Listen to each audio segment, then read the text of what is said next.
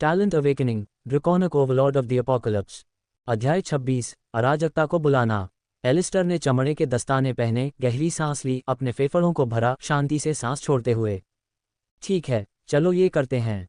जैसे ही उसके शब्द उसके होठों से निकले, उसने अपना दाहिना हाथ आगे बढ़ाया और उसके नीचे का जादुई घेरा तीव्रता से चमक उठा, जिससे आसपास के लोग अपनी आंखों को छिपाते हुए पीछे हट गए। दुनिया में क्या हो रहा है? घेरा। इसने पहले कभी इस तरह से प्रतिक्रिया नहीं की। क्या वह किस तरह के राक्षस को बुला रहा है? हवा अचानक कच्ची जादुई शक्ति से भर गई, हवा के झोंके उन्माद में बदल गए क्योंकि घेरा अपने चरम पर पहुंच गया। मैना की चमकती हुई लपटें बाहर की ओर उठीं, जिससे ढीली वस्तुएं उड़ रही थीं और खुली त्वचा पर चुभ रही थीं। जब ये सब हो रहा था तो घेरे के ऊपर हवा में एक दरार दिखाई देने लगी। एक दरार जैसा द्वार उभरा, जिससे दूसरी तरफ एक ब्रह्मांडीय विस्तार की एक स्पष्ट झलक दिखाई दी। अचानक एक विशालकाय काला प्राणी दिखाई दिया, जिसकी आंखें लाल थीं और वह दरार के बीच से इकट्ठा हुए मनुष्यों को देख रहा था। आंख फटी हुई छोटी सी जगह से बड़ी थी। हवा में मम्मर भरने लगे क्योंकि कई लोगों ने अनुमान लगाया कि वह क्या है। क्या वह राक्षस है? आंख बहुत बड़ी है, ये किसी तरह का बॉस राक्षस होना चाहिए। कोई दूसरे यूनियन अधिकारियों को बुलाए। आंख के मालिक कौन हो सकते हैं? इसकी संभावनाएं हवा में भर गईं। इसके विशाल आकार को देखकर वहां मौजूद सभी लोगों की रीढ़ में सिहरन दौड़ गई। इस बीच यूनियन बिल्डिंग के भीतर उपकरण स्टोर के एक अच्छी तरह से रोशनी वाले कोने में यानजी ने एक अच्छी तरह से तैयार की गई आधी रात के नीले रंग की चेस्ट प्लेट की सावधानीपूर्वक जांच की। इसकी सतह एक हल्की जादुई आभा से चमक रही थी और इसकी वक्रता पर ऊंचे टायर के निशान देखे जा सकते थे। उसने काई के निरीक्षण के लिए इसे ऊपर उठाते हुए कहा, मेरी गतिशीलता शैली को पूरी तरह से पूरक करेगा। काय, एक लंबा, चौड़े कंधों वाला, भूरे बालों वाला युवक, जिसकी मुस्कान सहज थी, करीब झुका, उसकी गर्महरी आंखें स्नेह से चमक रही थीं। बहुत बढ़िया चयन। डार्क मेटल आपकी बैंगनी आंखों को बहुत अच्छी तरह से पूरक करता है, आपकी समग्र सुंदरता को बढ़ाता है। वह सिर्फ आकर्षक ही नहीं था, काय हाउस ली का दूसरा बेटा था, जो मेगा सिटी आई पर शासन करने वाले 7 प्रमुख परिवारों में से एक था। स्थानिक हेरफेर के लिए उसकी ये रैंक प्रतिभा ने उसे अलग खड़ा कर दिया। वह अपने आप में एक प्रतिभाशाली व्यक्ति था। एलिस्टर द्वारा कहीं और फैलाई जा रही अराजकता से अनजान, उन्होंने अपने उपकरणों की खरीदारी जारी रखी। इन दस्तानों के बारे में क्या? यानजी ने पूछा। उसकी आवाज़ उत्साह से भरी हुई थी क्योंकि उसने चमकते नीले रंग के रन के साथ बिना उंगलियों वाले चमड़े के दस्तानों की एक जोड़ी उठाई थी। ऐसा लगता है कि उनमें कुछ मामूली मैना चैनलिंग गुण हैं। काई ने हंसते हुए एक को उसके हाथ से लिया और जटिल सिलाई की जांच की। वास्तव में वे हैं। अपनी प्रतिभा उपयोग दक्षता को अधिकतम करने के लिए एकदम सही। हालांकि, उसने अपनी आंखों में एक चंचल नज़र के साथ चिढ़ाते हुए कहा, शायद आपकी प्रकाश हेरफेर प्रतिभा पहले से ही इतनी शक्तिशाली है कि जो कोई भी आपके बहुत करीब आता है उसे पंगु बना दे, और जब वे आपको देखते हैं तो वे एक ट्रांस में फंस जाते हैं। यानजी ने चंचलता से उसकी बांह पर हाथ मारा, उसके गालों पर लाली छा गई। हमेशा आकर्षक, वह मुस्कुराए। लेकिन तैयार रहना कभी नुकसानदेह नहीं होता, है न? खास तौर पर जब टेस्ट रेड आने वाली हो। वे दोनों रेड फीनिक्स गिल्ड के सदस्य थे। अन्य सभी गिल्डों से अलग, रेड फीनिक्स गिल्ड ने नए रंगरूटों को उनकी प्रतिभा रैंक के अनुसार उच्च रैंक वाले टेस्ट रेड से गुजारा, उनकी क्षमताओं का आकलन करने के लिए एक पर्यवेक्षक की निगरानी में। उनके प्रदर्शन के आधार पर वे या तो आधिकारिक सदस्य बन जाते या फिर उनकी प्रतिभा रैंक की परवाह किए बिना तुरंत बाहर निकाल दिए जाते। इसलिए उन्हें तैयार होने की ज़रूरत थी। उनकी हंसी स्टोर में गूंज उठी। चेस्ट प्लेट और दस्तानों से संतुष्ट होकर यानजी ने एक बार फिर अलमारियों के चारों ओर देखा। शायद मजबूत जूते की एक जोड़ी भी अच्छी रहेगी। आप जानते हैं, मैं कालकोठरी में जो भी करूंगी उसके लिए हम अभी तक टाइप या इलाके को नहीं जानते हैं, इसलिए बेहतर है कि तैयार होकर आएं। काई ने चंचलता से भौहें उठाईं। स्टंपिंग, थोड़ा बर्बर लगता है न? यानजी ने अपनी जीभ बाहर निकाली, उसकी बैंगनी आंखों में एक चंचल भाव था। बस तब तक प्रतीक्षा करें जब तक आप मुझे कार्रवाई में नहीं देखते, फिर आप देखेंगे कि मैं कितना अद्भुत हूँ। मजबूत जूते हासिल करने के बाद उन्होंने मंत्रमुग्ध पाउच और रत्न ताबीज के चयन के माध्यम से ब्राउज किया, अंत में एक थैली पर बस गए जो अतिरिक्त मैना औषधि और एक सुंदर नीलम ताबीज रखने में सक्षम थी। उपकरणों से भरे अपने शॉपिंग बैग के साथ यानजी ने एक संतुष्ट आह के साथ हाथ बढ़ाया। ठीक है, मुझे लगता है कि हम जाने के लिए तैयार हैं। सहमत हैं, काई ने अपने बैग को अपने कंधे पर लटकाते हुए जवाब दिया। चलो इस जगह पर और अधिक भीड़ होने से पहले बाहर निकलते हैं। जैसे ही वे उपकरण स्टोर से बाहर निकले, उनके कानों में हंगामे की आवाज़ें गूंजने लगीं। यूनियन बिल्डिंग के क्षेत्र के आसपास लोगों की भीड़ जमा हो गई थी। उनकी आवाज़ें ऊंची हो गईं क्योंकि भ्रम और उत्साह की आवाज़ें हवा में भर गईं। कच्ची जादुई ऊर्जा से भरी हवा का एक अजीब झोंका उनके बालों को झकझोर गया और उनकी रीढ़ में सिहरन पैदा कर दी। दुनिया में क्या हो रहा है? काई ने भौहें सिकुड़ी, उसकी भौहें सिकुड़ गई। चिंता। यानजी ने कंधे उचकाए, उसकी आंखों में जिज्ञासा थी। मुझे समझ नहीं आया, लेकिन ये दिलचस्प लग रहा है। शायद हमें इसे देखना चाहिए। काई ने एक पल के लिए हिचकिचाहट दिखाई, फिर सिर हिलाया। ठीक है, देखते हैं कि सारा हंगामा किस बात पर है। बस सावधान रहना, ठीक है। ऊर्जा के उछाल और बढ़ते शोर के बाद वे भीड़ को चीरते हुए आगे बढ़े, आखिरकार हंगामे के स्रोत पर पहुंच गए। उनके सामने एक विशाल स्पंदनशील सम्मन चक्र तीव्रता से चमक रहा था, हवा में कच्चे जादू की चिंगारी गूंज रही थी। काई ने पास के एक छात्र को धक्का दिया, उसकी आवाज़ भीड़ की आवाज़ों के बीच मुश्किल से सुनाई दे रही थी। क्षमा करें, लेकिन यहाँ क्या हो रहा है? छात्र, एक चौड़ी आंखों वाला लड़का जिसके सुनहरे बाल थे, ने स्पंदनशील चक्र की ओर इशारा किया। अकादमियों में से कोई प्रतिभाशाली व्यक्ति कुछ बुलाने की कोशिश कर रहा है। मुझे नहीं पता क्या है, लेकिन ये डरावना लग रहा है। यानजी की भौहें उलझन में सिकुड़ गईं। समन, यह एक सम्मन है। बड़ी आंखों वाले छात्र ने घबराहट में सिर हिलाया। हाँ, अकादमियों से कोई प्रतिभाशाली व्यक्ति। वे कहते हैं कि वह एक असली प्रतिभाशाली व्यक्ति है, लेकिन यह उसकी श्रेणी से बाहर दिखता है। उसने घूमते हुए जादू के घेरे के केंद्र की ओर उंगली उठाई। देखा, वह वहाँ है। जैसे ही यानजी ने अपनी नज़र उस ओर घुमाई जहां उसने इशारा किया, उसकी आंखें आश्चर्य से चौड़ी हो गईं। रुको, है ना? अध्याय 27, गलत तरीके से बुलावा। बोनस अध्याय। यानजी की सांसें चौंक कर रुक गईं जब उसकी नज़र बुलावा घेरे में खड़ी आकृति पर पड़ी। ऐसा नहीं हो सकता। काले कपड़े, हवा के झोंके में उसके चेहरे पर लहराते काले बाल। ये वही था, एलिस्टर। यानजी पर भावनाओं की एक लहर छा गई। भ्रम, गुस्सा और डर का एक स्पर्श उसके दिल को जकड़ रहा था। एलिस्टर यहाँ क्या कर रहा था? और वह आखिर किसको बुलाने की कोशिश कर रहा था? उसकी नज़र घेरे में मौजूद आकृति और काई के बीच घूम रही थी, जो उसके बगल में खड़ा था। उसके चेहरे पर चिंता का भाव था। यानजी, तुम ठीक हो? काई ने चिंतित होकर पूछा। उसने देखा कि कैसे उसकी पकड़ उसके बैग के पट्टे पर कस गई थी, उसकी उंगलियां सफ़ेद हो रही थीं। यानजी ने बोलने के लिए अपना मुंह खोला, लेकिन कोई शब्द नहीं निकला। उसका दिमाग तेजी से दौड़ रहा था, ये समझने की कोशिश कर रहा था कि क्या हो रहा है। उसके दिमाग में हजारों सवाल घूम रहे थे। क्या यह उसे वापस पाने के लिए किसी तरह की बड़ी शरारत थी, या एलिस्टर वाकई किसी शक्तिशाली चीज को बुला रहा था? यानजी ने मुस्कुराने की कोशिश की, उसकी आवाज में तनाव था। मैं ठीक हूं, उसने झूठ बोला। हालांकि उसकी मुस्कान बरकरार नहीं रह सकी। उनके सामने का दृश्य भयावह था। घेरे में दरार बड़ी हो गई थी, जिसमें एक विशालकाय ओब्सीडियन चमड़ी वाला प्राणी दिखाई दे रहा था जिसकी आंखें लाल थीं। उसने अपने बड़े बड़े पंजे वाले हाथों से पोर्टल के किनारों को खोदा और उसे चौड़ा किया। उसकी दहाड़ पूरे हॉल में गूंज रही थी। दहशत फैल गई। प्राणी की दहाड़ के ऊपर चीख पुकार मच गई और लोग पीछे की ओर भागे। सख्त हावभाव और प्रभावशाली यूनियन वर्दी वाले पुरुषों का एक समूह भीड़ के बीच से निकलकर आदेश देते हुए आगे बढ़ा। सब लोग पीछे हटो, पोर्टल से दूर हटो। ये किसी तरह का कालकोठरी ब्रेक लगता है। कालकोठरी ब्रेक? मुझे लगा कि यह कोई बुलावा है। वह कालकोठरी तोड़ने का कारण बन रहा है। यानजी को बमुश्किल ही इस शोरगुल का पता चल पाया। उसकी नज़र घेरे में खड़े व्यक्ति एलिस्टर पर टिकी हुई थी। वह भीड़ की तरफ पीठ करके खड़ा था। ऐसा लग रहा था कि उसे इस बात का बिल्कुल भी एहसास नहीं था कि उसने क्या अराजकता फैलाई है। यूनियन के उच्च पदस्थ अधिकारियों में से एक लंबा आदमी जिसका चेहरा सख्त था, अधिकारियों की कतार में से निकल कर आया। वह विक्टर था। उसने तुरंत पहचान लिया कि घेरे के बीच में कौन था। वह भीड़ के सामने चला गया, लेकिन हवा के झोंकों और चटकती हुई मैना के कारण वह बहुत करीब नहीं जा सका। शोरगुल के बीच उसकी आवाज़ गूंज उठी। एलिस्टर, उस दरार से तुरंत दूर हट जाओ। अचानक उसे पुकारने वाली आवाज़ से चौंककर एलिस्टर आखिरकार पलट गया। उसकी आंखें चौड़ी हो गईं क्योंकि उसने उस तेज़ आवाज़ के स्रोत को पहचान लिया। ये वह यूनियन अधिकारी था जो अस्पताल में उससे मिलने आया था। चिंता मत करो सर, मेरे पास सब कुछ नियंत्रण में है। नियंत्रण में? क्या तुम पागल हो गए हो एलिस्टर? उस द्वार के पीछे जो भी राक्षसी छिपी है, वह तुम्हें पहला मौका मिलते ही निगल जाएगी।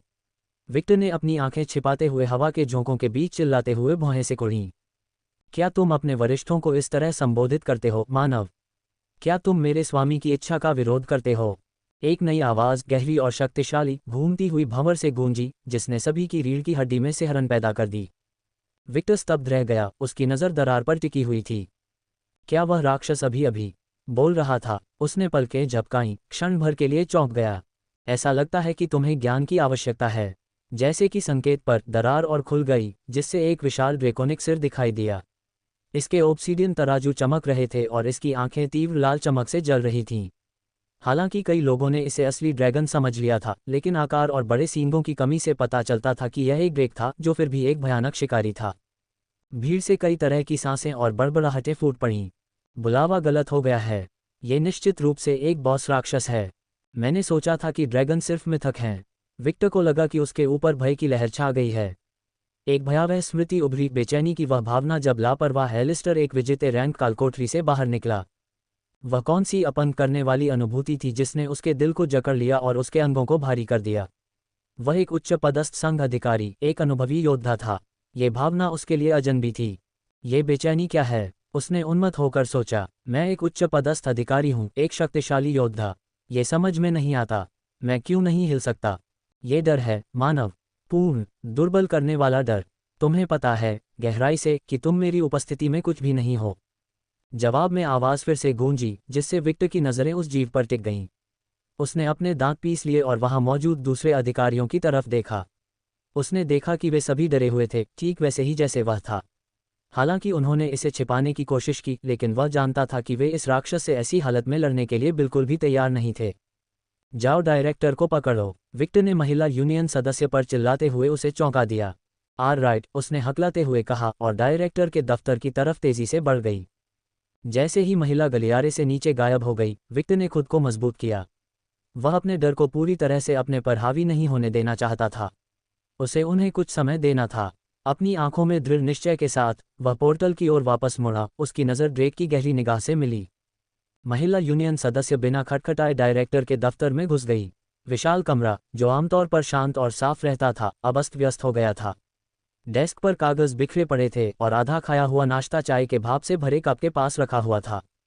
डायरेक्टर, वहाँ मुसीबत है, उसने हौंफते हुए कहा। उसकी आवाज़ जल्दबाजी के बावजूद थोड़ी कांप रही थी। डायरेक्टर एथेल, एक लंबा भूरे बालों वाला आदमी जिसका चेहरा पुराना और नीली आंखों वाला था, रिपोर्ट से ऊपर देखा और भौहें सिकोड़ी। अपने शांत व्यवहार के बावजूद उसने तीव्र शक्ति का आभास दिया। शांत हो जाओ टिया। क्या बात है? टिया ने गहरी सांस ली, अपने विचारों को समेटने की कोशिश करते हुए। ये यूनियन बिल्डिंग है, वहाँ एक विशाल राक्षस है। ये केंद्रीय प्लाजा में खुली दरार से आया है और यह सभी को डरा रहा है। एथेल ने भौहें उठाईं। एक विशाल राक्षस? विस्तार से बताओ टिया, हम किस तरह के राक्षस की बात कर रहे हैं? उसने शांति से पूछा। वह अभी भी उस राक्षसी जीव को देखकर कांप उठी थी। वहाँ एक बुलावा गलत हो गया है। एक दरार खुल गई है और एक दूसरी तरफ एक विशालकाय प्राणी भी है जो बाहर आना चाहता है। ये बहुत बड़ा है, काले तराजू और चमकती आंखों वाला। विक्टर को लगता है कि यह एक ड्रैगन हो सकता है, टिया ने अचानक कहा। उसके डर ने उसे प्रोटोकॉल के प्रति अपने सम्मान को खत्म करने के लिए मजबूर कर दिया। निर्देशक के चेहरे पर आश्चर्य की एक झलक दिखाई दी, जो एक गंभीर भाव में बदल गई। उसने टिया से आंखें मिलाईं, उसकी नज़र तीव्र थी। क्या तुम पूरी तरह से निश्चित हो टिया? यूनियन बिल्डिंग में एक ड्रैगन? उन जीवों को मिथक माना जाता है। यूनियन बिल्डिंग में दरार बनने की अत्यधिक असंभावित संभावना का उल्लेख नहीं करना चाहिए। टिया ने उसकी नज़र से नज़र मिलाई। उसके डर की जगह गंभीरता की नज़र ने ले ली। हाँ सर, मैंने इसे खुद देखा है। यह ऐसा कुछ नहीं है जो मैंने पहले कभी देखा है। अध्याय 28, नियंत्रित अराजकता, बोनस अध्याय। निदेशक ने और समय बर्बाद नहीं किया। वह अपनी उम्र के हिसाब से आश्चर्यजनक रूप से तेजी से अपनी कुर्सी से उठे। बहुत अच्छा, उन्होंने कहा। उनकी आवाज़ में बहस के लिए कोई जगह नहीं थी। आपातकालीन निकासी प्रोटोकॉल तैयार करें, लेकिन सावधानी से। हम नागरिकों में दहशत पैदा नहीं करना चाहते। उन्होंने अपनी कुर्सी के पीछे लटके एक भारी कोट को पकड़ा और उसे पहन लिया। वह स्थिति की गंभीरता के बावजूद शांति से चलते हुए दरवाजे के पास से गुजरे। लेकिन लिफ्ट की ओर जाने के बजाय उन्होंने सीढ़ियों की ओर एक तेज मोड़ लेकर टिया को आश्चर्यचकित कर दिया। हम सीढ़ियों से जाएंगे, ये तेज होगा, उन्होंने पहले कुछ कदम नीचे उतरते हुए कहा। जब वह सीढ़ियों से नीचे भागे तो उनके दिमाग में कई विचार घूम रहे थे। भारी सुरक्षा वाले यूनियन भवन में दरार कैसे पड़ सकती है? भूमिगत गहराई में स्थित मैना डिसेप्टर्स को ऐसी घटनाओं को रोकना था। फिर भी हम यहाँ हैं, एक संभावित ड्रैगन खतरे का सामना कर रहे हैं। हमें अपना काम पूरा करना होगा। एथेल ने सोचा। उसे इमारत, उसके निवासियों की रक्षा करनी थी और सबसे महत्वपूर्ण बात, इस अप्रत्याशित खतरे को और बढ़ने से पहले रोकना था। ... एक अंतिम कान फाड़ देने वाली दरार के साथ दरार पूरी तरह से खुल गई। भंवर से विशाल काले ड्रेक का उदय हुआ। मौजूद सभी लोग चौंक गए। अनुभवी अधिकारियों से लेकर चौड़ी आंखों वाले छात्रों तक सहज रूप से युद्ध की मुद्रा में आ गए। हथियार निकाले गए, तत्व उंगलियों पर मूर्त रूप ले रहे थे और उन सभी के चेहरे पर घबराहट का भाव था। लेकिन इससे पहले कि कोई और प्रतिक्रिया कर पाता, ड्रेक ने सभी को चौंका दिया। एक जोरदार दहाड़ लगाने या अचानक आग उगलने के बजाय उसने अपना विशाल सिर इस तरह से नीचे किया कि उसे केवल एक धनुष के रूप में देखा जा सकता था। बिना मुंह हिलाए उसकी गहरी आवाज पूरे हॉल में गूंज उठी। सिंडर अपने स्वामी का अभिवादन करती है। वहां मौजूद हर कोई पूरी तरह से भ्रमित था। राक्षस हमला क्यों नहीं कर रहा है? क्या वह आदमी वास्तव में इस राक्षस को नियंत्रित कर रहा है? क्या तुमने सुना? इसने उसे अपना स्वामी कहा। विक्टर अभी भी अपने हथियार को कसकर पकड़े हुए था। उसे लगा कि उसका दिमाग घूम रहा है। क्या ये किसी तरह का भ्रम है? क्या एलिस्टर ने वास्तव में इस राक्षस को बुलाया है? इसे नियंत्रित करने की तो बात ही छोड़िए। सभी लोग तुरंत क्षेत्र खाली कर दें। ये स्थिति अप्रशिक्षित दर्शकों के लिए नहीं है। तभी एक तेज आवाज पूरे स्थान पर गूंज उठी। निर्देशक एथेल सीढ़ियों से नीचे भागते हुए भीड़ की ओर बढ़े। उन्होंने दृश्य को देखा। उनकी आंखें उनके सामने मौजूद राक्षसी ड्रेक पर टिक गईं। एक पल के लिए एथेल रुक गए। उनके पुराने चेहरे पर आश्चर्य और विस्मय के भाव थे। उन्होंने अपनी नज़रें सिकोड़ लीं और उस प्राणी से निकलने वाली विशाल शक्ति और आकार को देखा। तो यह एक पौराणिक प्राणी की उपस्थिति जैसा लगता है, उन्होंने खुद से कहा। उनके होंठों से एक हल्की सी हंसी निकल रही थी, लेकिन उनकी आंखों में जो खुशी थी वह जल्दी ही गायब हो गई और उसकी जगह एक गहन नज़र ने ले ली। हवा घुटन भरी लग रही थी। सिंडर और निर्देशक की नज़रें मिलते ही हर कोई तनाव में आ गया। एथेल ने ड्रेक की बारीकी से जांच की, दुश्मनी के किसी भी संकेत की तलाश में। ये हमला क्यों नहीं कर रहा है? मैंने जो कुछ भी समझा है उसके अनुसार यह उस इच्छा को बुलावा था जो नियंत्रण से बाहर हो गई थी। एथेल ने अपनी नज़र उस आकृति की ओर घुमाई जो उस विशाल राक्षस के सामने खड़ी थी। क्या ये वास्तव में इस लड़के के नियंत्रण में है या कोई और मकसद है? अब जब मैं उसे देखता हूं तो वह परिचित लगता है। क्या ये वह लड़का नहीं है जिसके बारे में मैजिस्टर ने मुझे बताया था? मुझे लगता है कि उसने कहा था कि उसकी प्रतिभा रैंक। एथेल मुस्कुराई। लगता है अब सब कुछ समझ में आने लगा है। मेरे प्रभु, ये मनुष्य हमारे खिलाफ खड़े हैं। क्या मुझे उन्हें जला देना चाहिए? जब उसने चुप्पी तोड़ी तो सिंडर की आवाज़ गूंजी जो गहरी और डरावनी थी। भीड़ में से एक सामूहिक आह निकली। राक्षस वास्तव में बात कर रहा था और वह एक बेफिक्र एलिस्टर से हमला करने की अनुमति मांग रहा था। एलिस्टर, जो शांत भाव से सिंडर को घूर रहा था, आखिरकार बोला, नहीं सिंडर, तुम किसी को या किसी भी चीज़ को जलाकर राख नहीं करोगे।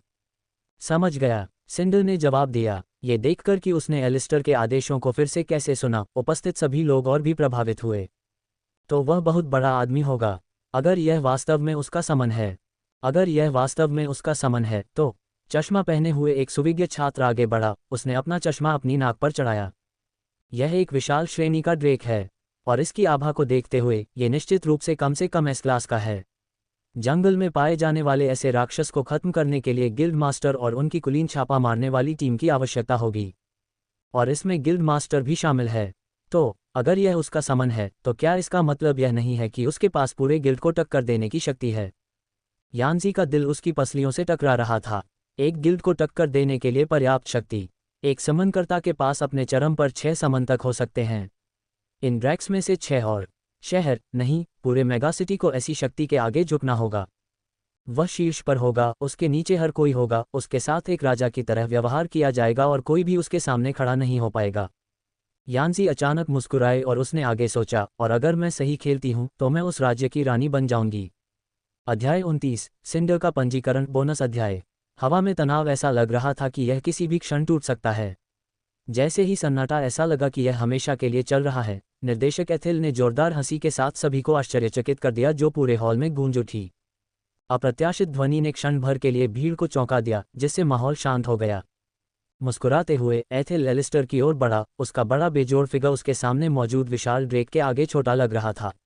उसने एलिस्टर की ओर हाथ बढ़ाया। उसकी आवाज़ आश्चर्यजनक रूप से गर्मजोशी से भरी हुई थी। चलो अब सब शांत हो जाएं, ठीक है? लगता है कोई गलतफहमी हो गई है। युवा आदमी, तुम्हारा नाम क्या है? एलिस्टर माहौल में अचानक आए बदलाव से थोड़ा भ्रमित हुआ। एक पल के लिए हिचकिचाया और फिर झिझकते हुए निर्देशक का हाथ पकड़ लिया। मैं एलिस्टर हूँ। एथेल की मुस्कान चौड़ी हो गई। आह एलिस्टर, उसने चिल्लाया। उसकी आवाज़ में मनोरंजन भरा हुआ था। तो तुम वही हो जिसके बारे में मैजिस्टर ने मुझे बताया था। मुझे इस तरह की किसी बात का पहले से अनुमान लगा लेना चाहिए था। एलिस्टर की आंखें आश्चर्य से चौड़ी हो गईं। क्या तुम हेडमास्टर मैजिस्टर को जानते हो? लेकिन कैसे? डायरेक्टर ने ठहाका लगाया, उसकी आवाज़ में पुरानी यादें ताज़ा हो गईं। इतना हैरान मत हो नौजवान। मानो या ना मानो, मैजिस्टर और मैं कई साल पहले एक ही अकादमी में पढ़ते थे। हम दोस्त थे, करीबी दोस्त थे। एलिस्टर हैरान था। दोस्त? हेडमास्टर मैजिस्टर, चौथी अकादमी के दृढ़ और प्रतीत होने वाले प्राचीन नेता, इस युद्ध कठोर योद्धा के दोस्त। कम से कम ये कल्पना करना मुश्किल है।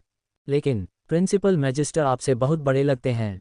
एलिस्टर ने हकलाते हुए अपने मन में उठे सवाल को आवाज़ दी। एथेल की मुस्कान नरम पड़ गई। आह, यह उन लोगों की प्रकृति है जो शारीरिक वृद्धि प्रतिभाओं के साथ धन्य हैं, या शायद अभिशप्त हैं। उन्होंने समझाया, बुढ़ापा धीमा हो जाता है, हमारा शरीर औसत मनुष्य की तुलना में कहीं अधिक समय तक क्षय का प्रतिरोध करता है। ये जितना आप सोच सकते हैं उससे कहीं अधिक आम है। शारीरिक वृद्धि प्रतिभाओं के रहस्यों को समझाते हुए एथेल की मुस्कान नरम पड़ गई। अब मुझे आपके प्रभावशाली साथी की सराहना करनी चाहिए। आपने इस शानदार प्राणी का नाम क्या रखा है? एलिस्टर थोड़ा सीधा हुआ। सिंडर, उसने उत्तर दिया, उसकी आवाज़ में गर्व का भाव था। एथेल ने सोच समझकर अपनी ठुड्डी को सहलाया। सिंडर, एक उपयुक्त नाम। शक्तिशाली और विचारोत्तेजक। बेशक, ऐसे प्राणी के साथ पंजीकरण अनिवार्य है। हमें शहर की सुरक्षा सुनिश्चित करने और इसकी क्षमताओं को समझने की आवश्यकता है। हाँ, बिल्कुल, एलिस्टर ने उत्तर दिया। एथेल ने एक बार ताली बजाई, जिससे भीड़ का ध्यान आकर्षित हुआ। अरोरा, उसने चिल्लाया, क्या आप इस क्षेत्र में राक्षस पंजीकरण को संभालने के लिए जिम्मेदार नहीं हैं? अरोरा निर्देशक की तेज आवाज़ सुनकर चौंक गई। उसका सिर अचानक ऊपर उठा और उसकी आंखें चौड़ी हो गईं क्योंकि उसने एलिस्टर के पीछे विशालकाय ड्रेक को देखा। हाँ, निर्देशक, एथेल ने हंसते हुए कहा, उसकी आंखों में मनोरंजन का भाव था। बहुत बढ़िया, ऐसा लगता है कि हमारे पास एक नया पंजीकरण है। कृपया सुनिश्चित करें कि आप श्री एलिस्टर से उसके सिंडर के बारे में सभी आवश्यक विवरण एकत्र करें। अरोरा का चेहरा अचानक पीला पड़ गया, वह भीड़ के बीच से अपना रास्ता बनाने लगी। वह एलिस्टर के पास पहुंची, उसकी आवाज़ मुश्किल से सुनी जा सकती थी। मैं सिंडर को तुरंत पंजीकृत करवा दूंगी, सर। एलिस्टर ने बस शांति से सिर हिलाया, लेकिन जिस तरह से चीजें हुईं उससे वह गर्व महसूस कर रहा था। उसके पास एक विशाल ड्रेक था और यहाँ तक कि यूनियन डायरेक्टर भी उसका सम्मान करता हुआ दिखाई दिया, कम से कम थोड़ा तो। अरोरा के भागते ही उसके हाथ में क्लिपबोर्ड कसकर पकड़े हुए कमरे में सन्नाटा छा गया। सभी की नज़रें एलिस्टर और सिंडर पर टिकी थीं। पहला एक युवा व्यक्ति था जिसे सुर्खियों में लाया गया था, दूसरा कच्ची शक्ति का विशाल अवतार था। यूनियन के अधिकारी अपने संयम को पुनः प्राप्त करते हुए आदेश देने लगे, चले जाओ, यह क्षेत्र अगली सूचना तक प्रतिबंधित है। भीड़ में फुसफुसाहट और अटकलें चिंगारी की तरह उड़ रही थीं। क्या तुमने वह देखा? एक असली ड्रेक। वह अवश्य ही विलक्षण प्रतिभा वाला होगा। आपको क्या लगता है कि अब वह किस गिल्ड में शामिल होगा? कोई भी गिल्ड। उसके साथ ऐसे प्राणी के होने पर वे उसका खुले दिल से स्वागत करेंगे। मुझे आश्चर्य नहीं होगा अगर गिल्ड मास्टर्स के बीच बोली लगाने की जंग हो। जबकि भीड़ अटकलों से गुलजार थी, अरोरा ने हाथ में होलोपैड लेकर पंजीकरण प्रक्रिया के लिए एलिस्टर का साक्षात्कार लिया। ठीक है, एलिस्टर, पंजीकरण के उद्देश्य से मुझे आपके साथी के बारे में कुछ विवरण चाहिए। ओह, ठीक है, एलिस्टर ने हकलाते हुए कहा, अभी भी घटनाओं के मोड़ से थोड़ा अभिभूत था। उसका नाम सिंडर है और उसकी प्रजाति के लिए। वह रुका, विशालकाय ड्रेक की ओर देखते हुए। मुझे लगता है कि वह एक ब्लैक क्रिम्सन ड्रेक है। अरोरा ने अपने होलोपैड पर उग्रता से टैप किया। ब्लैक क्रिम्सन ड्रेक, समझ गया। और वह स्पष्ट रूप से विशाल वर्ग में है, इसलिए मैं उसे भी नीचे रख दूंगी। क्या आप उसके ग्रेड के बारे में जानते हैं या ये कुछ ऐसा है जिसे मुझे मापना होगा? उसके शब्दों ने एलिस्टर के विचारों को दौड़ा दिया। मुझे याद है कि किसी ने कहा था कि वह उसकी आभा के कारण उसे एस रैंक होना था, लेकिन जब मैंने उसे बुलाया तो ओवरलॉर्ड सिस्टम ने कहा कि वह ए रैंक है। लेकिन अब टैलेंट विंडो कुछ अलग ही कह रही है। एलिस्टर ने अपनी नज़र नीली टैलेंट विंडो की ओर घुमाई, जिसमें नोटिफिकेशन था। नाम, सिंडर। प्रजाति, black crimson Drake. Class, giant. Rank, S. लिंग, महिला। कुल लड़ाकू शक्ति, आकलन योग्य नहीं, मानक मूल्यांकन विधियों में सीमाओं के कारण। Bound to Alistair master. आंकड़े, एचपी अपार, एमपी उच्च, एटीके विनाशकारी, डीईएफ अभेद्य, एम एटीके शक्तिशाली, एम डीईएफ उच्च, एसपीडी प्रभावशाली। कौशल, ड्रैकोनिक माइट निष्क्रिय। सिंडर का विशाल आकार और शक्ति स्वाभाविक रूप से उसकी शारीरिक आक्रमण शक्ति और रक्षा को बढ़ाती है। भस्म करना, जलती हुई लपटों की एक धार छोड़ता है जो दुश्मनों के पूरे झुंड को भस्म कर सकती है। रेंज, लंबी, प्रभाव का क्षेत्र बड़ा। क्रशिंग क्लॉ, एक विशाल पंजे के साथ एक हड्डी चकनाचूर करने वाला वार करता है जो अधिकांश प्रकार के बचाव को चीरने में सक्षम है। लक्ष्य, एकल क्षति उच्च। Sonic boom. अपने पंखों की एक शक्तिशाली धड़कन के साथ सिंडर एक विनाशकारी शॉकवेव बनाता है जो संरचनाओं को गिरा सकता है और दुश्मनों को भ्रमित कर सकता है। रेंज मध्यम, प्रभाव का क्षेत्र मध्यम। कोष्टक प्रश्नवाचक चिन्ह प्रश्नवाचक चिन्ह प्रश्नवाचक चिन्ह कोष्टक योजक चिन्ह प्रश्नवाचक चिन्ह प्रश्नवाचक चिन्ह प्रश्नवाचक चिन्ह। 2 या अधिक कौशल स्लॉट वर्तमान में अज्ञात हैं। नोट: सिस्टम में त्रुटि आई क्योंकि प्रश्न में राक्षस संभावित समन श्रेणी के अंतर्गत नहीं आता है। एक राक्षस जो समन श्रेणी में नहीं आता है, क्या कोई समन श्रेणी थी? ऐसा नहीं लगता कि मुझे अकादमी में पढ़ाया गया था। ये किसी ऐसी चीज़ से संबंधित होना चाहिए जिसे टैलेंट विंडो सिस्टम नियंत्रित करता है या जिसके बारे में जानता है। लगता है मुझे बस प्रवाह के साथ चलना होगा और कहना होगा कि वह एक एस रैंक है। एलिस्टर ने तब कहा, सिंडर एक एस रैंक राक्षस है। ऑरोरा के चेहरे पर आश्चर्य की एक झलक दिखाई दी, उसकी कलम उसके नोटपैड पर मडरा रही थी। एस रैंक, क्या आप निश्चित हैं, श्री एलिस्टर? यह। एलिस्टर ने उसे बीच में ही रोक दिया। हाँ, मुझे यकीन है। पंजीकरण में सटीक होना महत्वपूर्ण है, क्या आप सहमत नहीं हैं? आप समझ गए। ऑरोरा हकलाने लगी क्योंकि उसने होलोपैड में जानकारी दर्ज करना शुरू किया। ... काई ने नाटकीय ढंग से आह भरी। ठीक है, अब मामला सुलझ गया। हम पहले ही देर हो चुकी है। चलो चलते हैं। उसने यांजी की बाँह पकड़ ली। वह स्पष्ट रूप से अराजक दृश्य को छोड़ने के लिए उत्सुक था। लेकिन यांजी, उसकी आंखों में शरारती चमक थी, उसने कुछ ऐसा कहा जो केवल वह सुन सकती थी। यह मेरा मौका है। काई ने ठीक से नहीं सुना कि उसने क्या कहा, नीचे झुका और पूछा, वह क्या था, यांजी? इससे पहले कि वह कोई जवाब दे पाता, यांजी ने उसकी पकड़ से मुक्त होकर और एलिस्टर की ओर उद्देश्यपूर्ण ढंग से कदम बढ़ाकर उसे आश्चर्यचकित कर दिया। यांजी, तुम कहाँ जा रहे हो? काई चिल्लाया, उसकी आवाज़ उलझन से भरी हुई थी। उसके गुस्से ने एलिस्टर का ध्यान खींचा। वह मुड़ा, उसकी नज़र यांजी पर पड़ी, जब वह उसके पास आए और उसके चेहरे पर एक आत्मसंतुष्ट मुस्कान थी। उसके पास जाकर वह रुकी, अपने बालों को घुमाया, फिर मुस्कुराते हुए बोली, ओह एलिस्टर, तुमने काफ़ी हलचल मचाई है न? ये सब शक्ति, ये शानदार प्राणी, तुम ये सब किसी कारण से कर रहे होगे, है न? और मैं जानता हूं कि वह कारण क्या है। तुम मुझे वापस चाहते हो, है न? 30 टूटा हुआ अभिमान। एलिस्टर रुका, फिर यांजी को उदासीनता से देखा, जो ठंडक की सीमा पर थी। अतीत का घबराया हुआ लड़का चला गया था, उसकी जगह कोई ऐसा व्यक्ति खड़ा था जो कुछ ही पलों में बूढ़ा हो गया था। तुम गलत हो, यांजी। यांजी, उसके ठंडे व्यवहार से स्पष्ट रूप से आश्चर्यचकित होकर उपहास किया।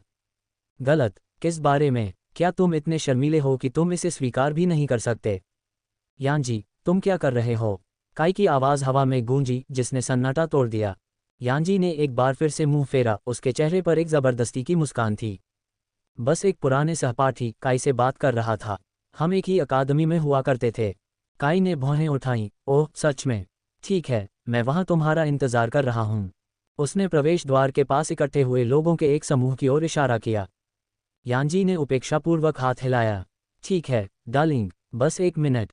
जैसे ही काई भीड़ में गायब हो गया, एलिस्टर खुद को रोक नहीं पाया और उसने पूछा, क्या वह तुम्हारा बॉयफ्रेंड है, यांजी? यांजी के होठों पर एक आत्मसंतुष्ट मुस्कान दिखाई दी। क्या तुम्हारी आवाज़ में ईर्ष्या है, एलिस्टर? एलिस्टर की प्रतिक्रिया अचानक खिलखिलाहट थी। ईर्ष्या? मैं बिल्कुल भी नहीं। अगर कुछ है तो मैं राहत महसूस कर रहा हूँ, तुम्हारे जैसे टाइम बम के साथ घूमने का विचार। खैर चलो, बस इतना ही कहूँ कि मुझे उस आदमी के लिए थोड़ी सहानुभूति महसूस होती है। यांजी की मुस्कान एक पल के लिए फीकी पड़ गई, क्योंकि वह अचानक गुस्से में आ गई। ओह, तुम नाराज़ हो कि मैंने तुम्हें छोड़ दिया, बड़ी बात है। लेकिन तुम अभी भी मुझसे प्यार करते हो, है ना? अन्यथा तुम मुझे उस दिन क्यों ढूंढते जब मैं खरीदारी करने गया था, सिर्फ इस सम्मान अनुष्ठान को करने के लिए? क्या तुम्हें ढूंढा? एलिस्टर ने स्पष्ट रूप से भ्रमित होकर पूछा। यांजी की मुस्कान लौट आए, इस बार और भी ज्यादा, क्योंकि उसने संतुष्टि से भरा चेहरा बनाया हुआ था।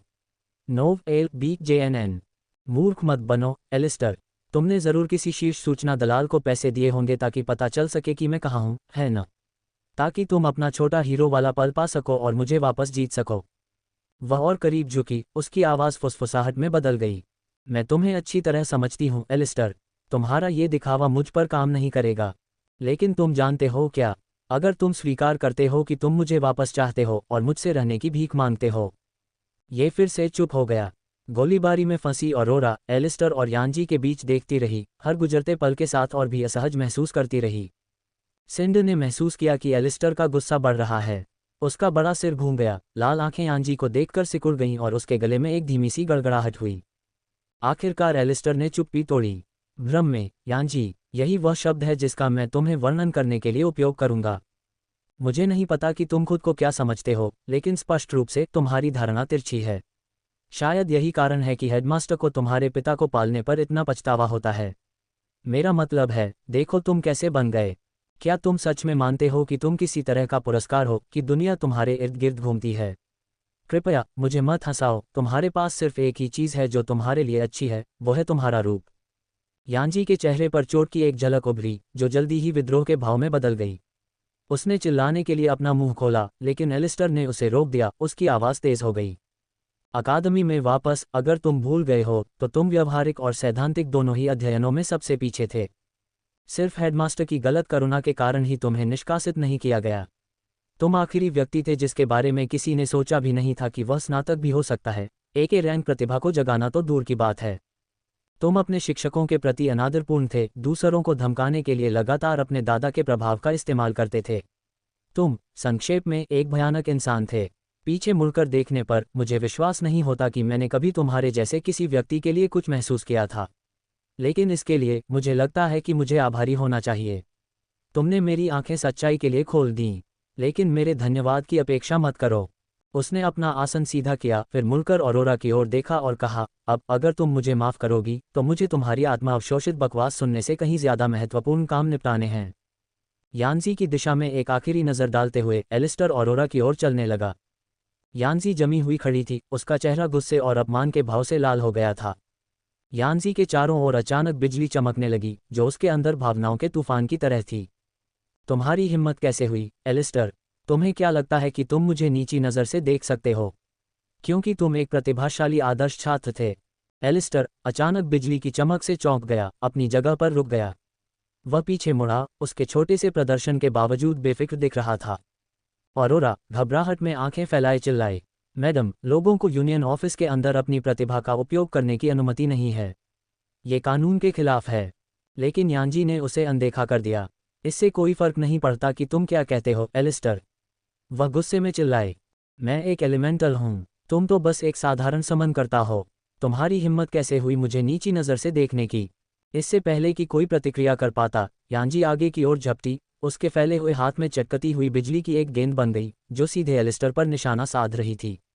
हमला इतना अचानक, इतना अप्रत्याशित था कि एलिस्टर को प्रतिक्रिया करने का समय ही नहीं मिला। जैसे ही बिजली की गेंद टकराने वाली थी, पूरे हॉल में एक गहरी, कर्कश दहाड़ गूंज उठी। सिंडर ने बिजली की गति से प्रतिक्रिया की, अपनी ही तरह की। उसका विशाल सिर यांजी की ओर मुड़ा, लाल आंखें क्रोध से जल रही थीं। अहंकारी इंसान, उसकी आवाज़ तेज थी, जिससे इमारत की नींव हिल रही थी। सिंडर ने अपने पैर को इतनी तेजी से घुमाया कि उसके आकार के हिसाब से यह संभव नहीं लग रहा था।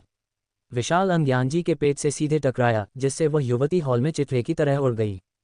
वह हवा में उछलते हुए चिल्लाई, उसका शरीर मुड़ रहा था और मुड़ रहा था, इससे पहले कि वह जोरदार धमाके के साथ दूसरी तरफ रखे कांच के डिस्प्ले केस से टकराई। कमरे में बहरा करने वाली धमाकेदार आवाज़ हॉल में गूंजी, जिससे भ्रम और घबराहट की स्थिति पैदा हो गई। लोग अपने सिर इधर उधर घुमाते हुए उस आवाज़ के स्रोत की तलाश कर रहे थे जो उनकी हड्डियों को हिला रही थी। उत्सुक दर्शकों की भीड़ उस जगह के आसपास इकट्ठा होने लगी जहां यांजी उतरी थी। वहां टूटे हुए डिस्प्ले केस में युवती लेटी हुई थी। उसके अंग अप्राकृतिक कोनों पर मुड़े हुए थे और कांच के दांतेदार टुकड़े उसके मांस से बाहर निकले हुए थे। संगमरमर के फर्श के चारों ओर खून जमा हो गया। आपका उपहार मेरी रचना के लिए प्रेरणा है। मुझे और प्रेरणा दें, ज़रबलुरिस।